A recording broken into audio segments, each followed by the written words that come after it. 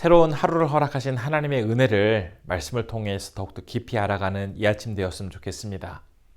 사무엘상 12장 16절에서 25절의 말씀 먼저 함께 보겠습니다. 너희는 이제 가만히 서서 여호와께서 너희 목전에서 행하시는 이 큰 일을 보라. 오늘은 밀베는 때가 아니냐. 내가 여호와께 아뢰리니 여호와께서 우레와 비를 보내사 너희가 왕을 구한 일 곧 여호와의 목전에서 범한 죄악이 큼을 너희에게 밝히 알게 하시리라.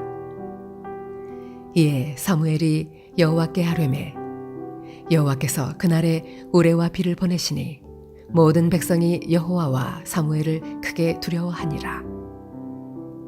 모든 백성이 사무엘에게 이르되 당신의 종들을 위하여 당신의 하나님 여호와께 기도하여 우리가 죽지 않게 하소서.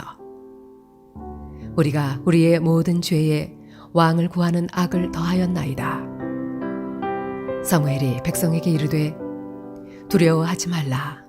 너희가 과연 이 모든 악을 행하였으나 여호와를 따르는 데에서 돌아서지 말고 오직 너희의 마음을 다하여 여호와를 섬기라. 돌아서서 유익하게도 못하며 구원하지도 못하는 헛된 것을 따르지 말라. 그들은 헛되니라. 여호와께서는 너희를 자기 백성으로 삼으신 것을 기뻐하셨으므로 여호와께서는 그의 크신 이름을 위해서라도 자기 백성을 버리지 아니하실 것이요 나는 너희를 위하여 기도하기를 쉬는 죄를 여호와 앞에 결단코 범하지 아니하고 선하고 의로운 길을 너희에게 가르칠 것인즉 너희는 여호와께서 너희를 위하여 행하신 그 큰 일을 생각하여 오직 그를 경외하며 너희의 마음을 다하여 진실이 섬기라. 만일 너희가 여전히 악을 행하면 너희와 너희 왕이 다 멸망하리라. 오늘 본문은 지난 시간에 살펴본 백성들을 향한 사무엘의 고별 설교의 후반부에 해당하는 말씀입니다. 먼저 16절 말씀을 보면 백성들에게 놀라운 기적이 나타나서 하나님의 능력을 그 백성들이 바라보게 될 것이다 라는 내용으로 시작을 하고 있습니다. 그 기적은 다름 아닌 밀을 추수할 시기에 비가 오는 것이었습니다. 근동 지역에서는 밀을 우기가 시작하는 11월에서 12월에 파종하였다가 건기가 되어지는 5월이나 6월경에 수확을 하게 됩니다. 밀 수확하는 이 시기는 건기이기 때문에 비가 내리지 않습니다. 그런데 이 시기에 사무엘이 기도하자 천둥 번개가 치고 세찬 비바람이 몰아치기 시작하였습니다. 건기에 이렇게 비가 내리는 것을 본 적이 없었던 백성들은 이 기적을 보면서 굉장히 두려워하기 시작합니다. 그들은 이 기적과 같은 일이 무엇을 증거하고 있는지 알고 있었기 때문이었습니다. 건기에 절대로 비가 내릴 일이 없는 이 시기에 우레와 비를 보내서 백성들이 열심히 땀 흘려 수고한 그 결과를 송두리째 빼앗아가듯 만일 이스라엘 백성과 새롭게 세워질 왕이 하나님의 말씀을 온전히 순종하지 않게 될 경우에 그들은 하나님으로부터 커다란 심판을 당하게 될 것이다라는 이 사실을 이 기적을 통해서 알고 있었기에 그들은 두려워하고 있었던 것입니다. 성경에 보면 오늘 본문 말씀처럼 특별한 기적을 통해서 백성들이 하나님의 뜻을 분명히 깨닫게 되어지는 사건이 있습니다. 가령 출애굽기에서 이스라엘 백성들이 이집트에 나와 하나님과 시내산에서 언약을 맺는 그때에 하나님이 그곳에서 강림하심으로 우레와 번개와 나팔 소리가 온 땅에 울려 퍼지자 백성들이 두려워하였다라는 그 장면이 있습니다. 백성들은 두려워하면서 그때 하나님 앞에 자신들의 잘못을 회개하기 시작합니다. 오늘 본문의 말씀처럼 그리고 출애굽기의 말씀처럼 주님의 자녀들은 하나님을 두려워하게 될 때 자기의 잘못을 정직하게 고백하고 진심으로 회개할 수 있게 됩니다. 이때 두려워한다라는 그 의미는 하나님께서 내가 무엇을 잘못하는지 두 눈을 크게 뜨고서 살펴보고 계시다가 잘못하면 아주 엄하게 혼내시면서 처벌하시는 그런 엄격하신 분이시기 때문에 무서워해야 한다라는 그런 의미가 아닙니다. 바로 온 세상을 창조하시고 다스리시는 하나님은 너무나 크고 놀라우시고 참 대단하신 분이시기 때문에 그분의 위대함 앞에서 나의 부족함을 인정하며 겸손히 살아가는 자세를 갖도록 해야 한다라는 그런 의미입니다. 우리는 바른 신앙인으로 살아가기 위해서 결단하고 참 여러 가지를 노력합니다.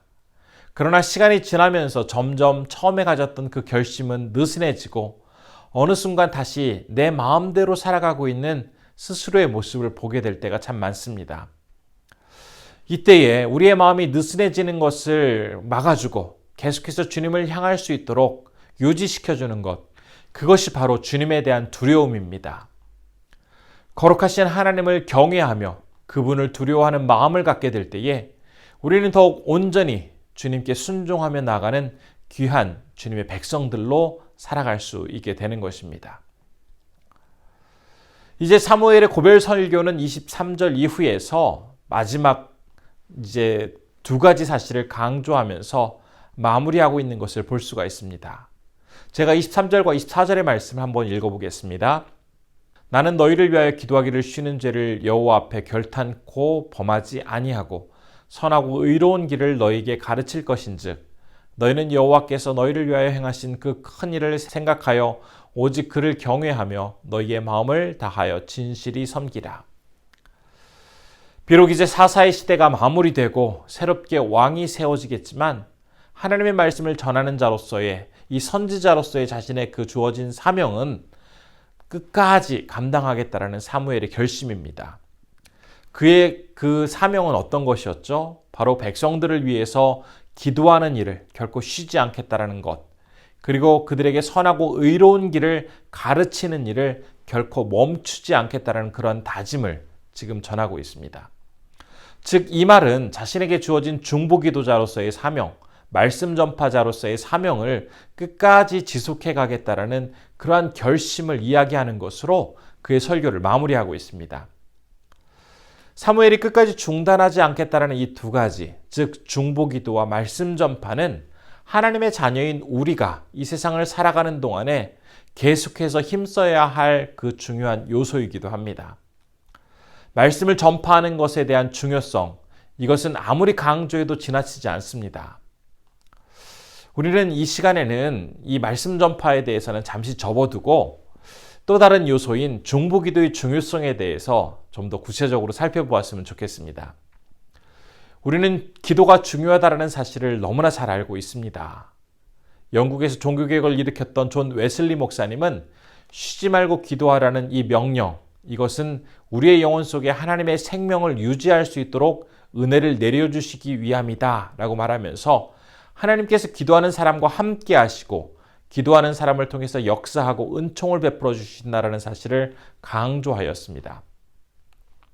이렇듯 기도하는 사람은 하나님의 역사를 가장 가까운 곳에서 분명히 바라볼 수 있는 그러한 은혜를 경험하게 됩니다. 특히 기도할 때에 자기 자신을 위한 그 기도에서 머무는 것이 아니라 주변에 함께하고 있는 친구, 이웃, 가족, 그리고 동료와 국가를 위한 기도로 확장되어지는 이 기도의 경험을 통해서 더욱더 풍성한 하나님의 은혜를 누릴 수가 있습니다. 사실 우리를 구원하시기 위해 이 땅에 오신 예수 그리스도께서도 한순간도 중보자로서의 기도하시기를 중단하지 않으셨다는 것을 우리가 너무나 잘 알고 있습니다. 이 사실을 히브리서 7장 25절은 이렇게 증거하고 있습니다. 그러므로 자기를 힘입어 하나님께 나아가는 자들을 온전히 구원하실 수 있으니 이는 그가 항상 살아계셔서 그들을 위하여 간구하심이라. 이처럼 지금 우리가 주님의 자녀로 살아갈 수 있는 것, 또한 주님 앞에 설 수 있었던 이 놀라운 은혜, 그것은 바로 예수님께서 우리를 위해서 간절히 기도하신 그 결과물이라는 사실입니다. 그렇기 때문에 주님의 자녀된 또 주님의 제자된 우리 역시 예수님께서 직접 보여주셨던 것처럼 나를 넘어서는 이타적인 기도를 통해서 내 옆에 있는 사람을 위해서 또 이 사회와 국가를 위해서 또 세계가 주님의 뜻을 온전히 알아가고 또 주님의 뜻 가운데 세워질 수 있도록 기도하는 일에 정말 열심을 다해야 하겠습니다. 사실 많이 바쁘기 때문에 기도할 시간조차 제대로 갖기 힘든 것이 현실이지만 그럼에도 불구하고 우리를 중보자로 세워주신 그 하나님의 그 기대와 사명을 기억하면서 오늘 하루 열심히 중보기도자로서의 그 사명을 감당하기 위해서 힘쓰시는 우리 성도님들이 되시면 정말 좋을 것 같습니다. 중보기도자로서 이 하루 승리하신 우리 귀한 성도님들 되기를 바라봅니다. 함께 기도하겠습니다. 첫 번째로는 하나님에 대한 경외하는 마음, 두려움으로 온전한 순종의 사람으로 살아갈 수 있도록 함께 기도했으면 좋겠습니다. 두 번째로는 중보기도자의 사명을 성실히 감당함으로써 내 주변과 사회와 국가, 세계를 주님의 뜻대로 온전히 세워갈 수 있도록 인도해 주옵소서라고 기도했으면 좋겠습니다. 필리핀의 황태현 이춘선 선교사님을 위해서 기도할 때 현지에 건강한 교회가 세워질 수 있도록 함께 기도해 주시면 좋겠습니다. 기도하겠습니다.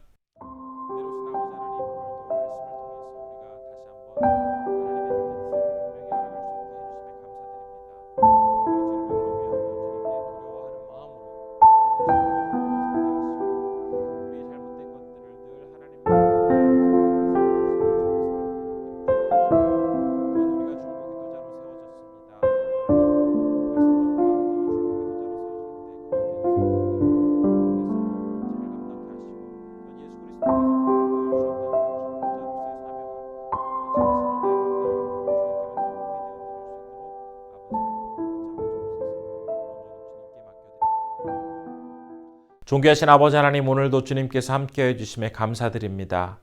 말씀을 통하여 하나님의 놀라운 은총과 주님의 그 사역을 감당함에 있어서 주님을 경외하고 두려워하는 마음으로 민첩하게 주님께 반응하며 나아가는 것이 얼마나 소중한지를 다시 한번 생각해 보았습니다.